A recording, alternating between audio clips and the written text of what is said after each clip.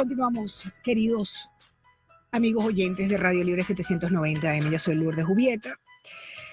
Bien, les decía antes del corte, unos 15 minutos costa este de los Estados Unidos, saludándolos a los oyentes en la Unión Americana. Gracias por sus saludos, por escribirnos.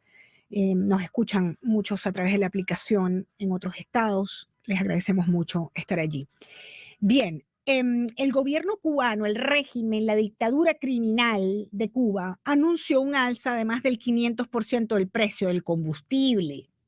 Tengo un reportaje, el cita, vamos a colocarlo al aire antes de darle la bienvenida a mi ilustre invitado Julio Schilling. Vamos a escuchar. El precio de la gasolina en Cuba aumentará más del 500% en febrero, como parte de una serie de medidas para tratar de disminuir el fuerte déficit fiscal. El litro de la gasolina regular pasará a costar el equivalente a $1.10, mientras que la especial subirá hasta un valor equiparable a $1.30. Las autoridades también dispusieron que los turistas extranjeros comenzarán a pagar el combustible en divisas. La gasolina es el termómetro de un país, literal, de la economía de un país es el termómetro, porque ya te digo, todo depende de la transportación, todo. El gobierno, que subvenciona casi todos los servicios y bienes básicos, busca revertir la crisis que enfrenta el país por los efectos de la pandemia, las sanciones de Estados Unidos y las distorsiones internas de su economía. Nos afecta a todos porque está muy caro, el poder adquisitivo no da para eso. O bueno, hay que seguir viviendo, no hay otra. Adelante. El gobierno también aprobó una ampliación del presupuesto público de 2023 para aumentar un 44% el déficit fiscal, que según analistas equivale a cerca del 15% del Producto Interno Bruto. De acuerdo con estimaciones oficiales, la economía cubana se contrajo hasta un 2% en 2023, mientras que la inflación cerró en un 30%. Además del aumento en los combustibles, se anunció un incremento en la tarifa de electricidad del 25% para el sector de mayor consumo, así como un alza en la factura de gas licuado. Un éxito, pues, un éxito más de la tiranía castrista. Los cubanos van a pagar además 180% más por el transporte a partir del mes de marzo. Temen más corrupción en estos servicentros al quintuplicarse el precio de la gasolina. Julio Schilling, historiador, escritor, director de Patria de Martí, analista político, está con nosotros a esta hora. Julio, qué bueno saludarte. Es Lourdes Jubieta. Bienvenido a Radio Libre nuevamente.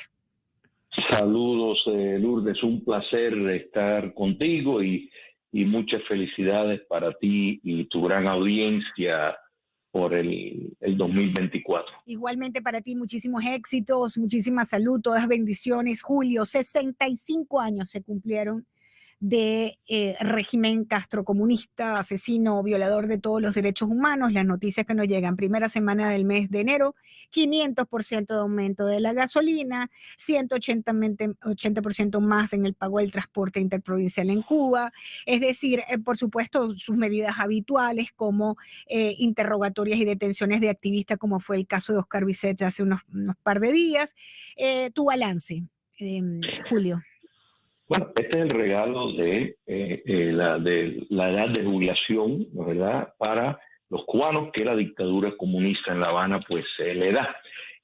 Hay que entender una cosa muy importante, Lourdes, y esto es fundamental para que tu audiencia pues tenga una apreciación correcta de la realidad en Cuba.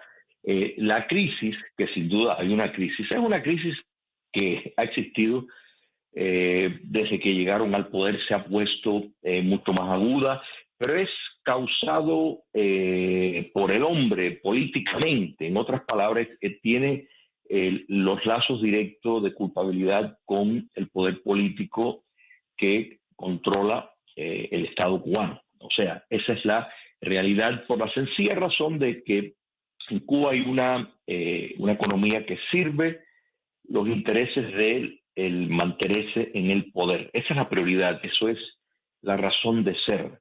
Todo parte de ahí. Entonces, esta salsa que estamos viendo pues refleja una maniobra para buscar fuentes de no solo las personas que visitan a Cuba comunista, sino de los cubanos que viven en el exterior, que le envían dinero a sus familiares. O sea, esto forma parte de un mecanismo necesario para mantenerse en el poder, por la razón, no solo porque el modelo socialista económico es muy ineficiente, no solo eso solamente explica una pequeña parte.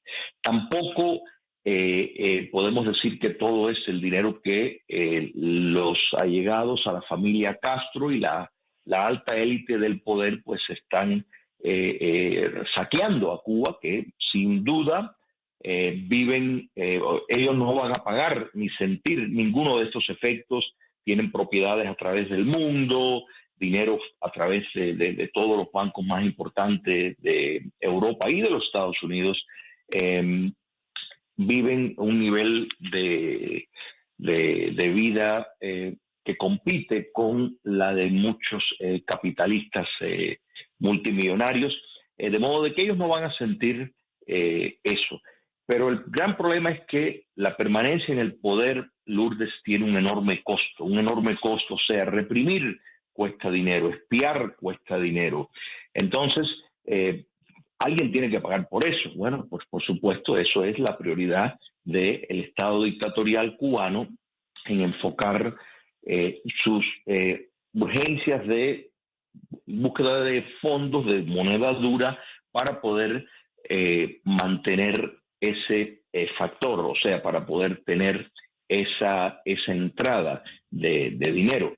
Porque la realidad es que las sanciones estadounidenses a Cuba no explican ni remotamente, primero, la crisis. Primeramente, Cuba tiene acceso a poder comprar una gran gama de productos norteamericanos, lo único que lo tienen que pagar en efectivo. Como lo hacen, ¿no? Exactamente. Los Estados Unidos es uno de los mayores donantes de ayuda humanitaria, de una u otra forma, a Cuba comunista, y vivimos una economía globalizada, de la cual uno de los mayores aliados del régimen Castro comunista, China comunista, produce gran parte de mercancía, de medicina, de modo de que pues Cuba comunista puede perfectamente comprar con China, encontrar en diferentes mercados todo lo que necesita.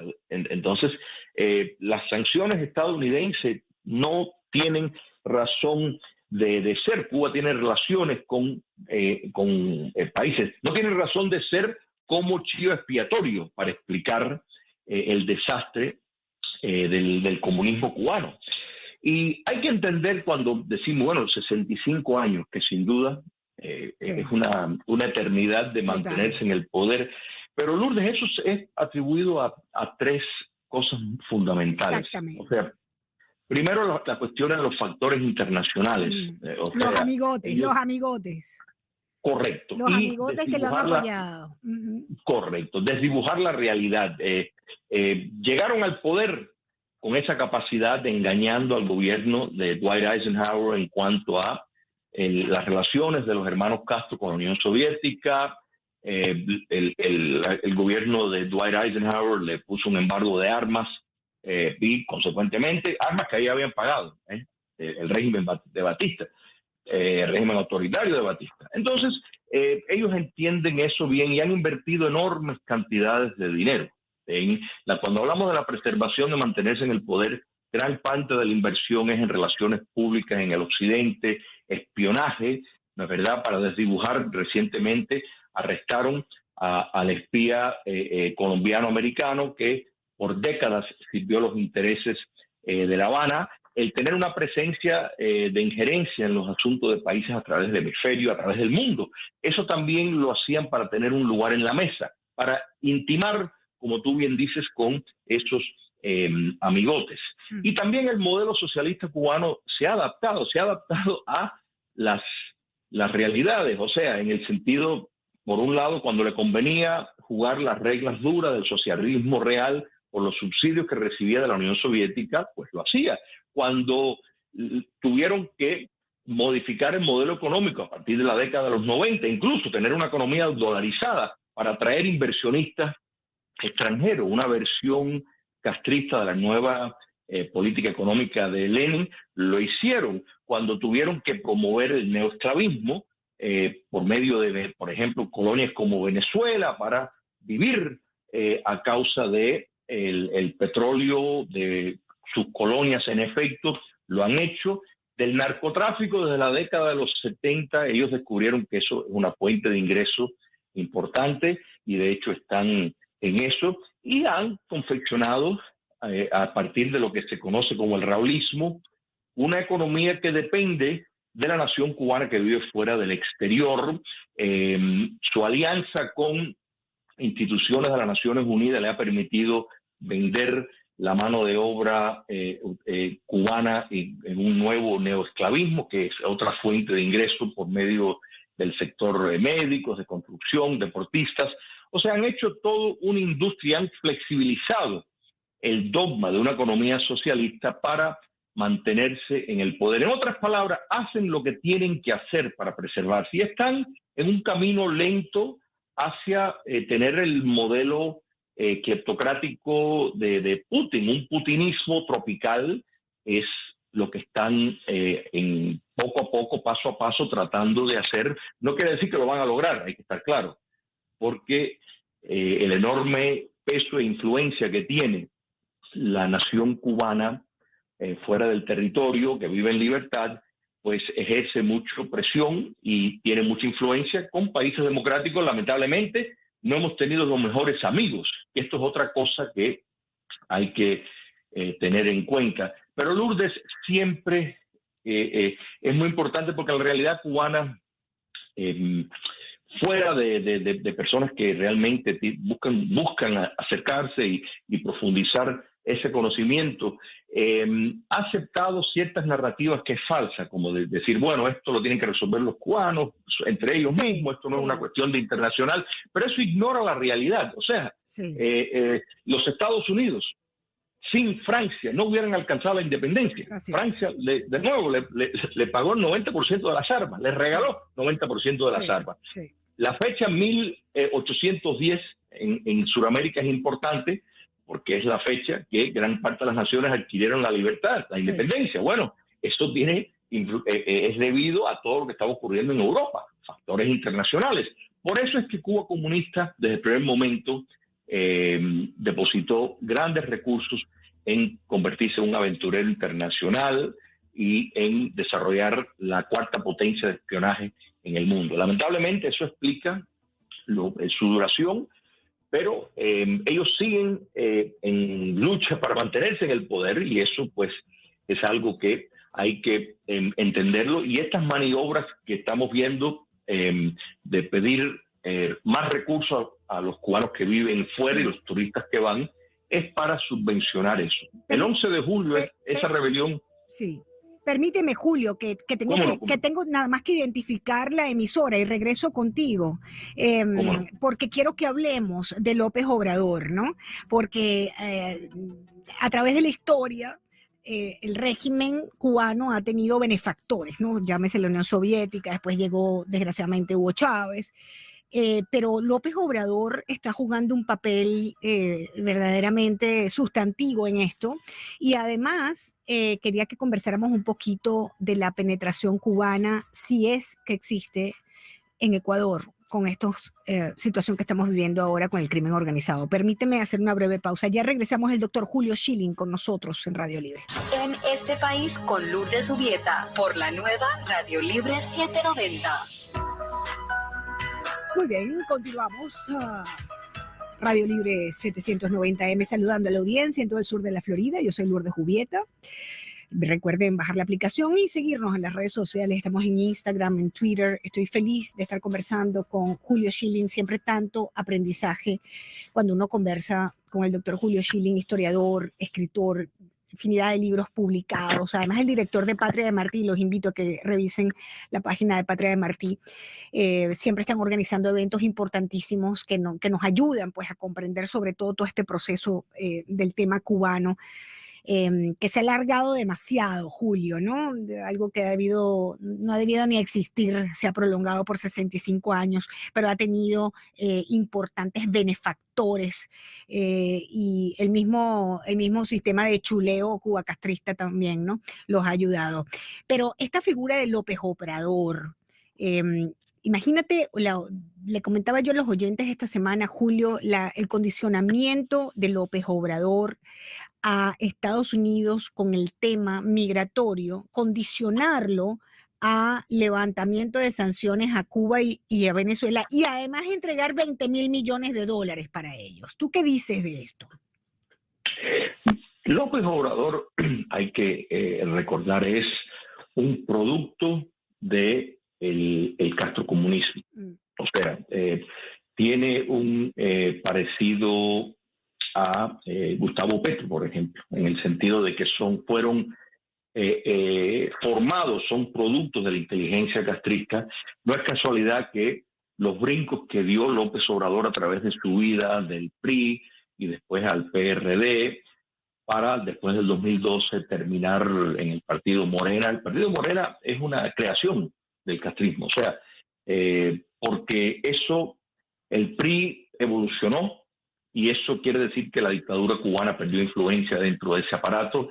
El PRD pues también contenía voces y corrientes disidentes a la presencia de elementos procastristas y entonces pues por eso crean Morena y a través de ahí colocan a López Obrador, que al gozar México con una frontera con los Estados Unidos, por la cual donde entra 90% de la droga, pues coloca a México en un aliado extraordinario cuando está bajo el mando de un ideólogo convencido como Manuel López Obrador. Entonces, esto no le debe de extrañar a nadie que esté pues, pidiendo esto, porque la crisis inmigratoria en los Estados Unidos es un producto del socialismo continental, de esta corriente internacionalista, globalista, que busca por medio de la cultura y diferentes mecanismos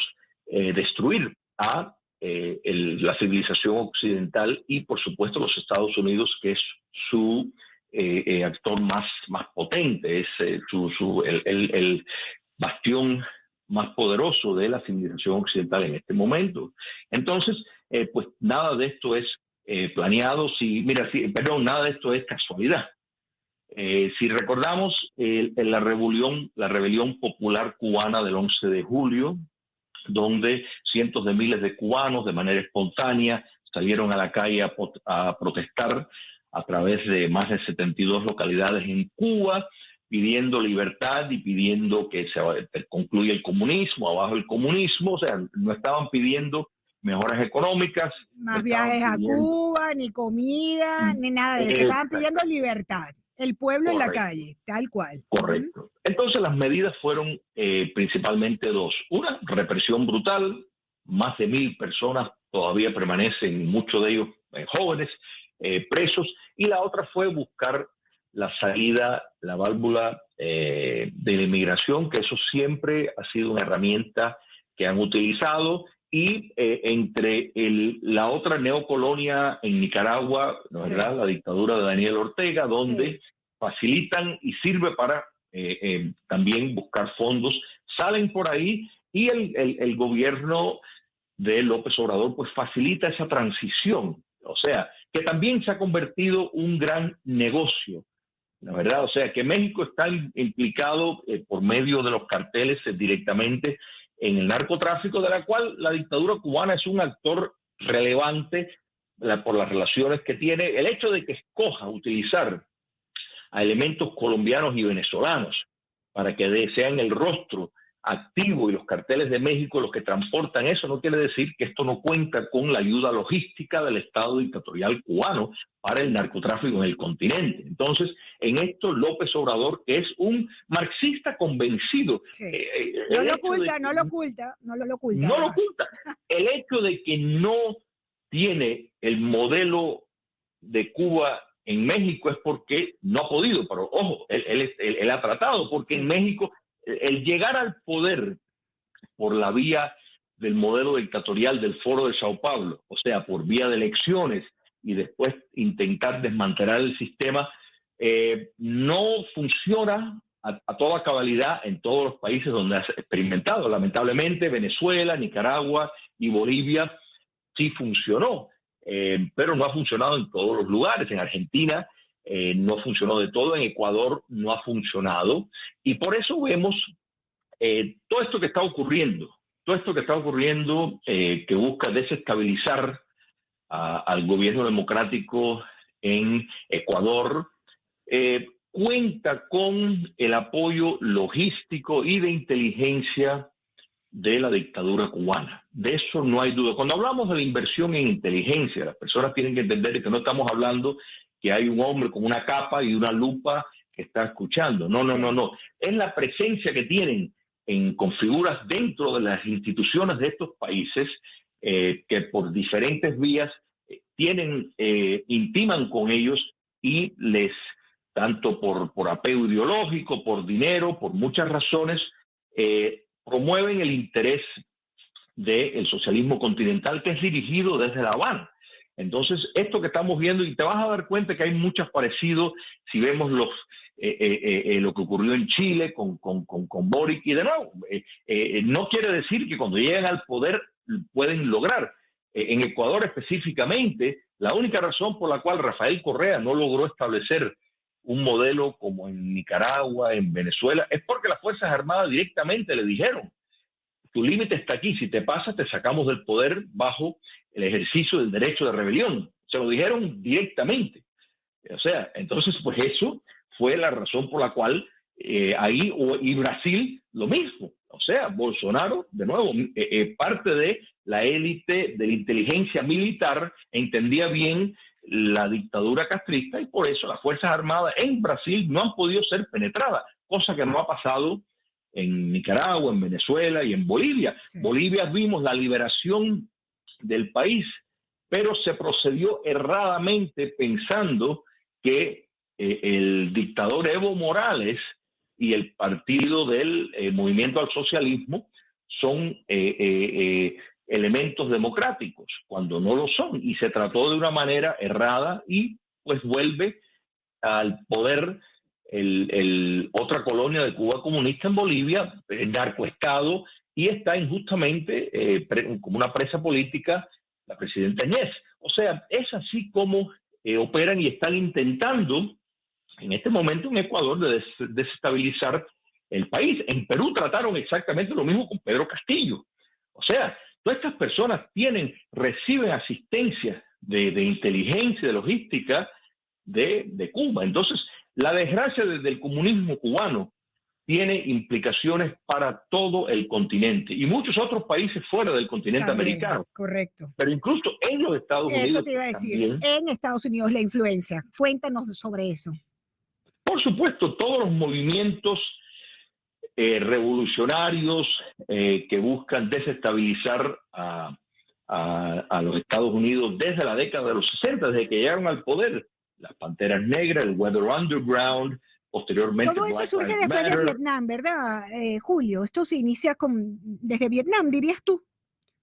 Mira, la realidad es que la Unión Soviética y el comunismo internacional siempre vieron en los Estados Unidos el tema racial como un terreno muy fértil para promover la lucha de clases, tratando de, por medio de las razas, su versión norteamericana de la lucha de clases, diciendo que había por el medio de racismo, ¿no? Era que hay racismo, y todo lo que desarrollaron intelectualmente el colegio de Frankfurt y posteriormente la teoría crítica de la raza, que es la racionalización del movimiento Black Lives Matter, por ejemplo, y esa gran lucha cultural que se está llevando a través de los colegios, no solo las universidades, sino los colegios de educación básica, es para evitar ese adoctrinamiento, esa falsa noción de que en los Estados Unidos se crea por racismo, para racismo y para explotación. Entonces esas teorías de victimización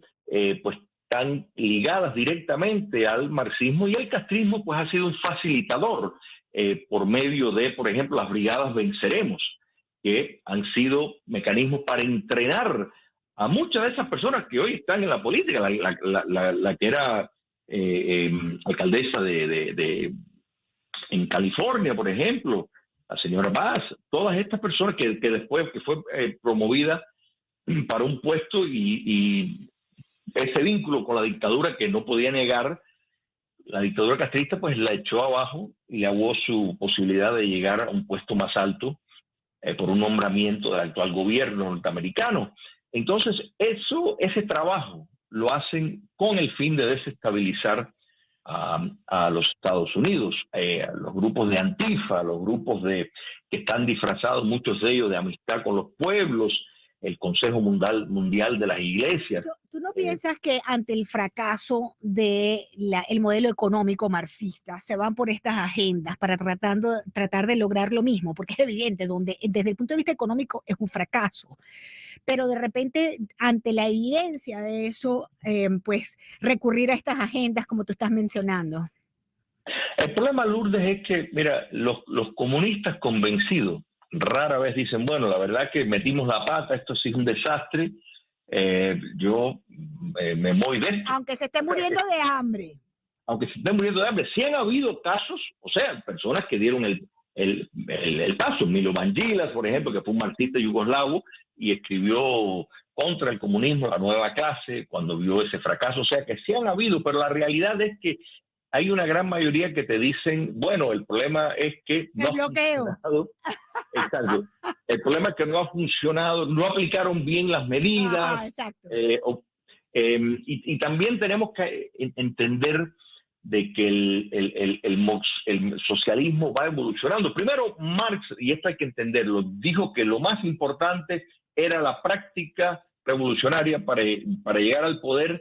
Punto. Los detalles de cómo pones la economía son irrelevantes. O sea, entonces, pues, si lo que importa es la práctica revolucionaria, pues entonces todo va. Eso fue el argumento de Deng Xiaoping, el chino comunista que inició las modificaciones al modelo chino, por ejemplo. Él dijo, mira, aquí para promover el socialismo tenemos que cambiar el modelo económico porque si no, no vamos a lograr eso. Y tenía razón. Y lamentablemente, hoy China es un poderío extraordinario que ejerce un capitalismo de Estado, pero en ningún sentido, porque esto es otra confusión. Las personas ven Made in China y dicen, mira, hay capitalismo en China. No hay capitalismo como lo entendemos en el mundo libre. O sea, tú tienes que para tener acceso al crédito, a mercados, tú tienes que estar dentro de las filas. Si eres chino, tienes que estar dentro de las filas del comunismo chino. Y si eres una empresa extranjera, tienes que entregar tu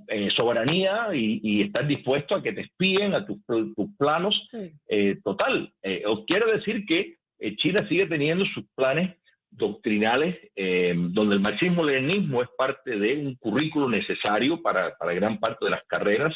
Y en el entorno económico, no se puede operar al amparo de un Estado de Derecho con plena libertad, sino a base del capricho político. Por eso es que hay algunos inversionistas que están en China y después salen. Bueno, salen porque si tú no sigues la línea de China, China te dice, dame la lista de quiénes son tus compradores, dame la lista de dónde tú obtienes esto, veremos ver los planos, no los das, bueno, te ponen trabas y te tienes que ir.